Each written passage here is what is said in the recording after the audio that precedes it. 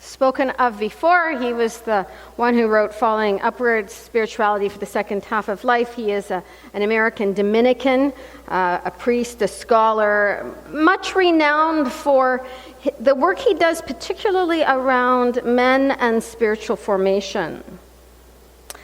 Often says, if you do not transform your pain, you will almost certainly transmit it. And he follows this by, all great religion is about what you do with your pain.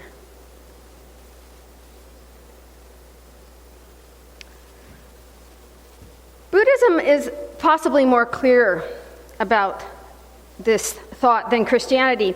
The Buddha lays it right on the line. And I remember studying world religions when I was doing my theology degree, and honestly, I never quite got it. I guess I really needed another 30 years of life to get it. But from the Buddhist perspective, life is suffering. And what you do with your suffering, your anxiety, your fear, that is the spiritual journey. Christianity comes at it a little bit differently. It insists that our response to suffering is to be compassionate. But the church over the years has also had a rather twisted perspective on suffering. Very often, I'm going to invite the folks who've driven from Belleville to come in, because I think they were rerouted after the accident. Get comfortable.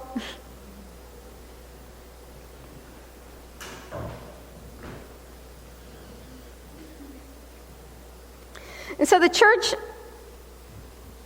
very often concluded that either A, suffering is a punishment from God, or B, suffering is good for you.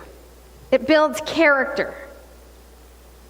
When in fact, the biblical tradition doesn't say that at all. I think it makes two consistent points about suffering. First, we are to meet it with compassion, transform it with compassion. And second, we are to play a prophetic role. That is, we are to challenge the root causes of suffering, challenge the tyrants, the abusers. So let's look more carefully at this statement. All great religion is about what you do with your pain.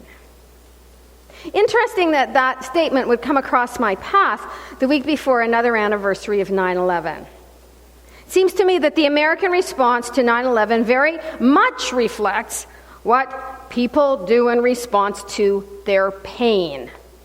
Go to war, put up walls, trust no one, demonize the alien. Have you ever done that? I've done that. It's a pretty classic knee-jerk reaction to our pain. And of course, the irony is that this is not so unique response to our pain on either a personal or political level, and serves most times only to escalate the amount of pain in the world. It has been very hard over the last few months hearing the stories and seeing the images around the global refugee crisis. Yet something seems to have happened this week. I don't know if it was the death of the 3-year-old boy from Syria and his picture all over the headlines. Was it just that things in Europe got to a breaking point? Was it too many people being found dead in the hulls of a boat or the back of a truck? Who knows? And given the fear that is being fueled by the post-9/11 rhetoric, both in this country and elsewhere, given the concerns that many share about the economy, given the anxiety that many of us have about the future of the planet itself, this refugee crisis could have pushed throughout the world every one of our "but what about me?" buttons. Yet it hasn't seemed to do that.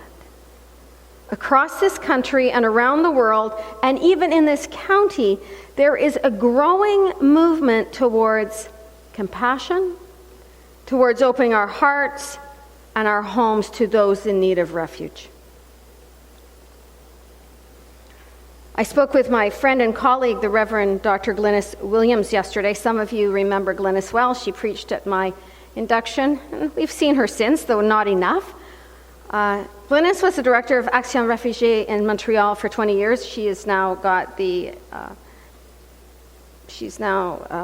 her position at the national office is International Ministries. Glynis will tell you that Canada has not been generous or hospitable vis-a-vis the refugee population as of late. Throughout the time that she worked on behalf of refugees, she experienced again and again that knee-jerk reaction of those who practiced an approach to scarcity, that philosophy of there's not enough for all of us, and therefore we will take the direction of our own self-interest. And so she was almost in tears yesterday as we reflected on the doors and hearts that are opening around the world. 40,000 being allowed into Austria. Wow, what kind of redemption is that after the Austrian record during World War II? How many thousand going into Germany and the Scandinavian countries? Wow. She also reflected on that time when her home church in Pointe Claire, Quebec, Paul Scott's church, opened its doors to two families fleeing from Laos. She and her mother, she said, were both on the committee, and she spoke about what a powerful experience that was to work on behalf of their church, to welcome these two families. Between 1975 and 1985, 110 refugees from Vietnam and Laos settled in Canada. And in the next 10 years, we welcomed almost another 100,000. My brother's partner is one of a family of 13 who were sponsored by the Presbyterian Church in Weyburn. And I think I've shared with you when I came back from Christmas that I've just been connected to her family, and I have rarely experienced such a hospitable group of people. Our country is so much the richer for their participation in it. I think that as Christians and as Canadians, we offer a unique perspective on the stranger. Because from what I can tell, each of us has roots in other lands. Our ancestors could tell us that they came here seeking a home, seeking food, seeking a job, seeking security. And by and large, they were welcomed by the first peoples of this land. But maybe we ought to name the elephant in the room. Most of our ancestors were Christians. Those coming from Vietnam and Laos were Catholics or Buddhists. The majority of those seeking refuge today are Muslims. And this takes me back to Richard Rohr's initial statement. If you do not transform your pain, you will most certainly transmit it.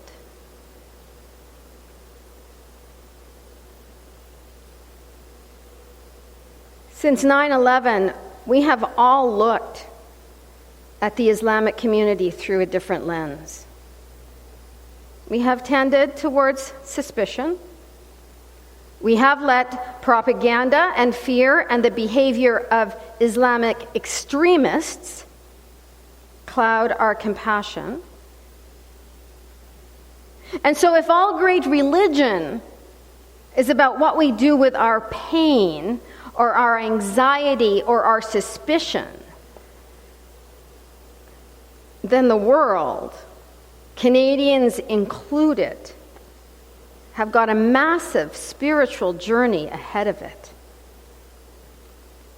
It is the journey, however, that has always been the mandate of God's people. It is a journey out of fear and suspicion and into compassion and hospitality. We are told in Matthew 25 that at the end of the day, it is how we treat those who are suffering, hungry, homeless, in prison. That will be the measure of our faithfulness to the gospel. Make it work is the invitation.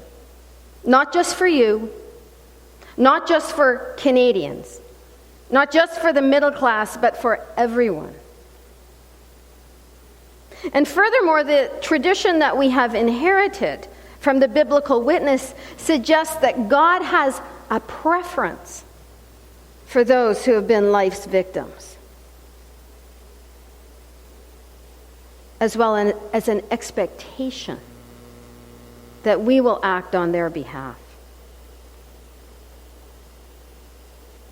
I'm aware of a couple of initiatives within the county to welcome a family from Syria. Let us keep one another posted on these initiatives. There's much that we can do when we're all in it together. I've included as the insert this morning a reflection of a Christian in Australia. This reflection was in response to a very, very inhospitable perspective of his present government to refugees. And he is offering an alternative vision as it is laid out in the Christian tradition. And so I'm going to invite you during this time of contemplation to think about the kind of Canada that is important to you. We're in the middle of an election, and surely all of these things that are happening around us are inviting us to think deeply about what it is we value, what it is we have received as Canadians, what our forefathers and mothers received when they came to this country as strangers,